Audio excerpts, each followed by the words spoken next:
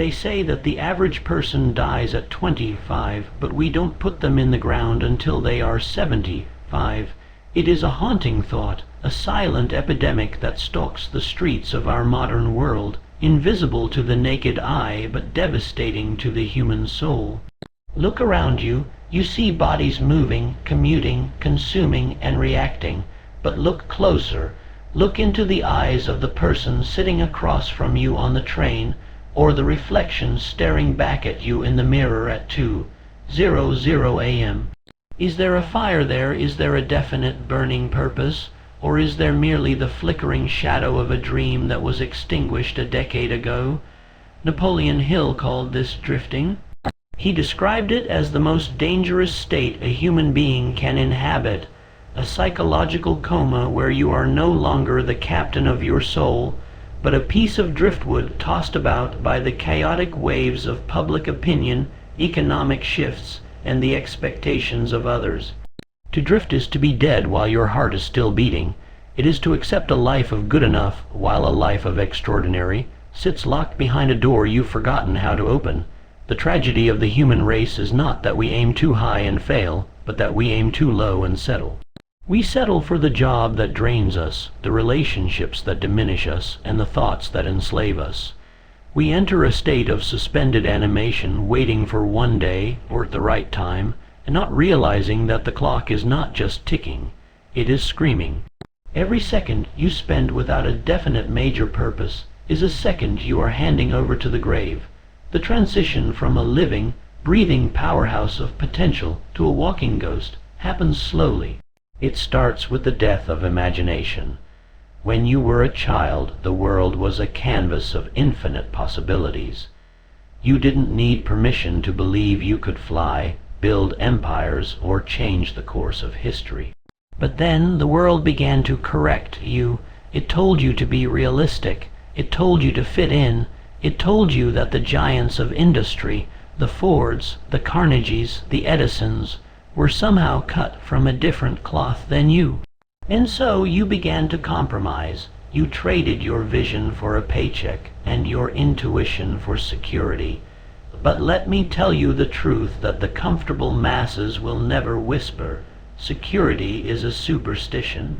It does not exist in nature.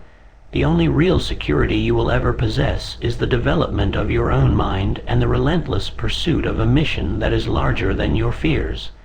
Thomas Edison failed 10,000 times before the world saw the light, but he was never dead. During those failures, why? Because he was possessed by a definite major purpose. He was not a drifter. He was a creator. He understood that the mind is the only thing in the universe over which a human being has complete, unchallenged control. When you relinquish that control, you are effectively signing your own death warrant. You are allowing the environment to shape you, rather than shaping the environment to fit your will. To break the seal of the tomb, you must first confront the terrifying reality of your own clarity, or lack thereof. Nature abhors a vacuum, and if you do not fill your mind with a burning desire for a specific result, the world will fill it with the weeds of doubt, indecision, and fear. Most people cannot tell you what they want. They can only tell you what they are afraid of. They are experts in their limitations and strangers to their potential. They walk through life with their brakes on, wondering why they never feel the wind of progress against their skin. If you want to be resurrected, you must decide here and now what you are willing to die for. Because if you have nothing worth dying for, you have nothing worth living for. This clarity is not a luxury, it is a prerequisite for existence. Without it, you are a ship without a rudder, spinning in circles until the fuel runs out. Consider the life of Abraham Lincoln. Here was a man who faced a litany of defeats that would have buried 1,000 lesser souls. Business failure, nervous breakdowns, the loss of loved ones, and a string of political losses. To the outside observer, he was a man who should have stayed down, but Lincoln was not a drifter. He held within his mind a vision of a unified nation, a purpose so grand that it made his personal suffering seem like a small price to pay.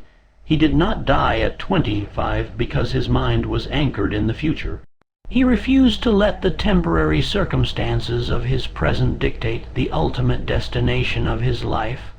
The bridge between the ghost you have become and the giant you were meant to be is built with the bricks of belief. But I am not talking about the shallow, passive hope that most people confuse with faith. I am talking about an active, aggressive state of mind that demands reality conform to its vision. Napoleon Hill taught us that whatever the mind can conceive and believe, it can achieve. But the believe part is where the masses fail. They think belief is something you wait for. They think it's a feeling that arrives when things are going well. It is the opposite. Belief is a tool you forge in the dark. It is the unwavering conviction that your dream is a fact long before the world sees a single shred of evidence. It is the spirit of Andrew Carnegie, who saw a world of steel when others saw only dirt and coal. It is the audacity of Henry Ford, who envisioned a carriage for the masses when the experts said it was an impossibility.